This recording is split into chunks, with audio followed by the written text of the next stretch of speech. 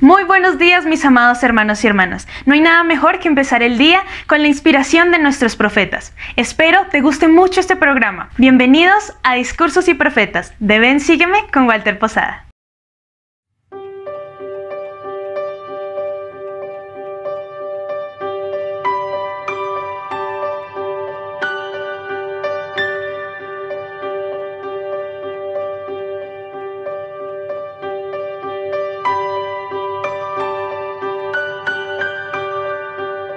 Gracias, hermana Johnson. Queridos hermanos y hermanas, durante una prueba de esfuerzo se aumenta el trabajo del corazón. Los corazones que soportan caminar tal vez tengan dificultades caminando cuesta arriba o corriendo. De esa manera, la prueba de esfuerzo puede revelar una enfermedad preexistente que de otra manera no se detecta. De esta manera, cualquier problema que se localice se puede tratar antes de que cause problemas graves. La pandemia del COVID-19 ciertamente ha sido una prueba de esfuerzo mundial. La prueba ha revelado resultados mixtos. Se han desarrollado vacunas seguras y eficaces. Profesionales médicos, maestros, cuidadores y demás han sacrificado heroicamente y continúan haciéndolo. Muchas personas han demostrado generosidad y bondad y continúan haciéndolo. Sin embargo, se han manifestado desventajas subyacentes. Las personas vulnerables han sufrido y continúan sufriendo. Se debe alentar y agradecer a quienes trabajan para tratar esas desigualdades básicas. La pandemia es también una prueba de esfuerzo espiritual para la Iglesia del Salvador y sus miembros. Los resultados también son mixtos. Nuestras vidas han sido bendecidas al ministrar de una manera más elevada y más santa.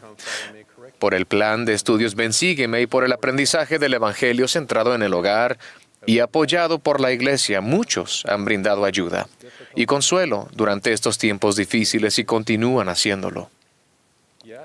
Sin embargo, en algunos casos, la prueba de esfuerzo espiritual ha mostrado tendencias hacia la contención y la división. Eso indica que tenemos trabajo que hacer para cambiar nuestro corazón y unirnos como verdaderos discípulos del Salvador. Este no es un desafío nuevo, pero es de suma importancia. Cuando el Salvador visitó a los nefitas, enseñó: no habrá disputas entre vosotros. Aquel que tiene el espíritu de contención no es mío, sino es del diablo, que es el padre de la contención, y él irrita los corazones de los hombres para que contiendan con ira unos con otros. Cuando contendemos unos con otros con ira, Satanás se ríe y el Dios del cielo llora. Satanás se ríe y Dios llora por al menos dos razones. Primero, la contención debilita nuestro testimonio colectivo al mundo sobre Jesucristo y la que se recibe por medio de sus méritos, misericordia y gracia.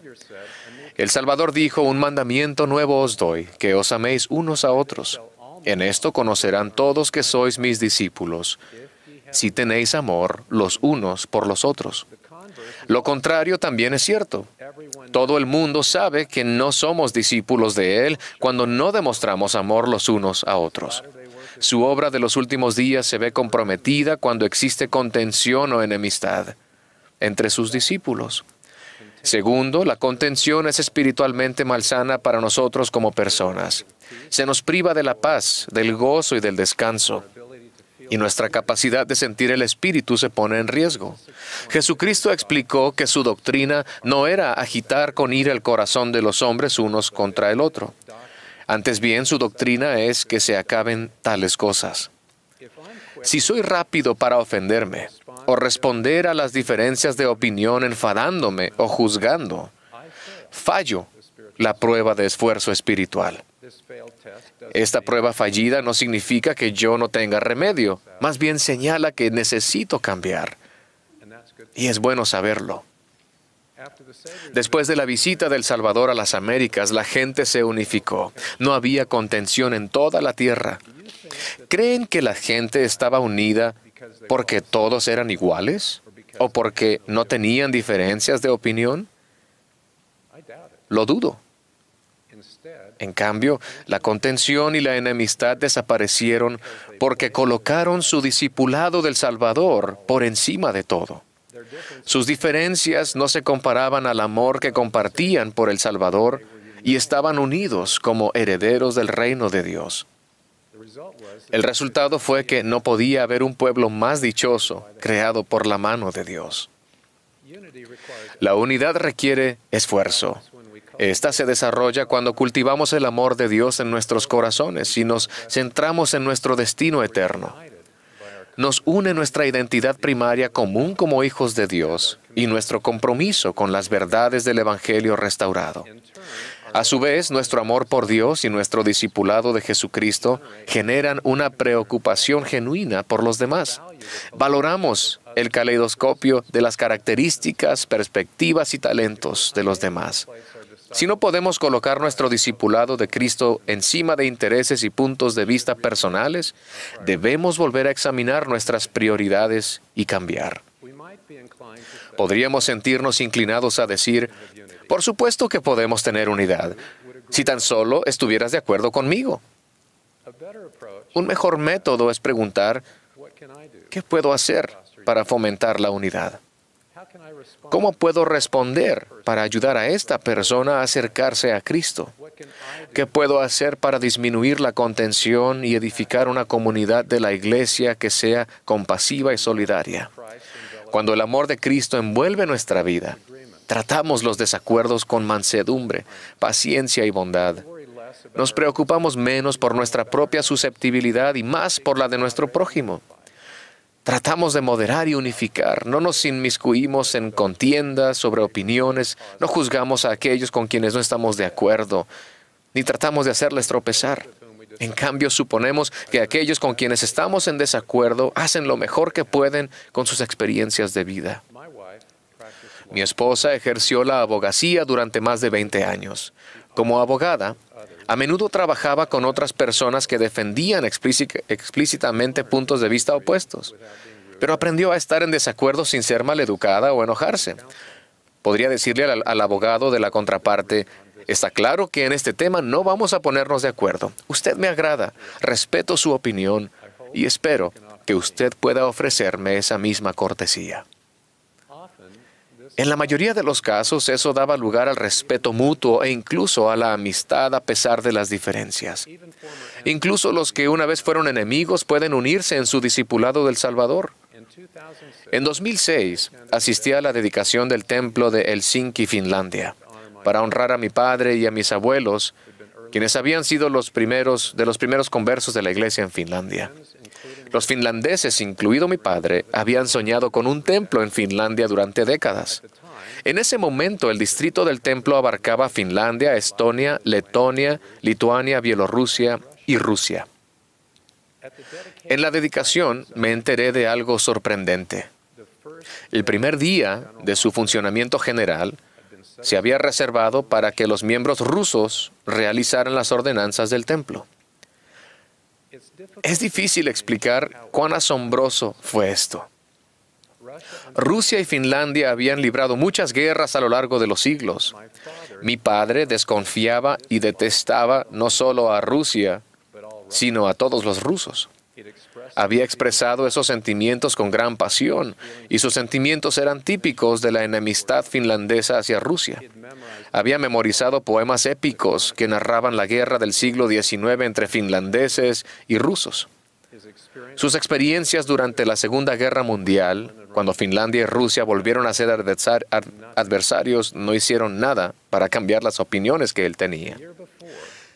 Un año antes de la dedicación del templo de Helsinki, el comité del templo, compuesto exclusivamente por miembros finlandeses, se reunió para hablar sobre los planes de la dedicación. Durante la reunión, alguien comentó que los santos rusos viajarían varios días para asistir a la dedicación y podrían esperar recibir las bendiciones del templo antes de regresar a casa. El presidente del comité, el hermano Sven Eklund, sugirió que los finlandeses podrían esperar un poco más, que los rusos deberían ser los primeros miembros en realizar las ordenanzas en el templo. Todos los miembros del comité estuvieron de acuerdo. Los fieles santos de los últimos días finlandeses retrasaron sus bendiciones del templo para dar cabida a los santos rusos. El presidente de área, que estuvo presente en la reunión del comité del templo, el elder Dennis Neuschwander, escribió más tarde: "Nunca me he sentido tan orgulloso de los finlandeses como en ese momento". La difícil historia de Finlandia con su vecino del este y su entusiasmo por finalmente tener un templo construido en su propio suelo se dejaron de lado. Permitir que los rusos entraran primero al templo fue una declaración de amor y sacrificio. Cuando le informé de ese gesto de bondad a mi padre, el corazón se le ablandó y lloró. Algo muy raro para ese estoico finlandés. Desde ese momento hasta su muerte 3 años después, nunca expresó otro sentimiento negativo sobre Rusia. Inspirado por el ejemplo de sus compañeros finlandeses, mi padre eligió anteponer su discipulado de Jesucristo a todas las demás consideraciones. Los finlandeses no fueron menos finlandeses, los rusos no fueron menos rusos. Ningún grupo abandonó su cultura, historia ni experiencias para desterrar la enemistad. No tuvieron que hacerlo. En cambio, optaron por hacer de su discipulado de Jesucristo su principal consideración. Si ellos pueden hacerlo, nosotros también. Podemos traer nuestra herencia, cultura y experiencias a la iglesia de Jesucristo. Samuel no rehuyó de su patrimonio como Lamanita, ni Mormón rehuyó del suyo como Nefita. Pero cada uno puso en primer lugar su discipulado del Salvador. Si no somos uno, no somos de Él. Mi invitación es que seamos valientes al poner nuestro amor por Dios y el discipulado del Salvador por encima de todas las demás consideraciones. Sostengamos el convenio inherente a nuestro discipulado, el convenio de ser uno. Sigamos el ejemplo de los santos de todo el mundo, que con éxito se están convirtiendo en discípulos de Cristo. Podemos confiar en Jesucristo, quien es nuestra paz, que derribó la pared intermedia de separación, aboliendo en su sacrificio expiatorio las enemistades. Nuestro testimonio de Jesucristo al mundo se fortalecerá y permaneceremos espiritualmente saludables. Testifico que al evitar la contención y sentir lo mismo que el Señor en amor y unirnos a Él con fe, tendremos su paz. En el nombre de Jesucristo. Amén. Espera, no te vayas todavía. Recuerda que tenemos muchos contenidos para ti. Elige el que más te gusta, aquí en Ven, Sígueme con Walter Posada.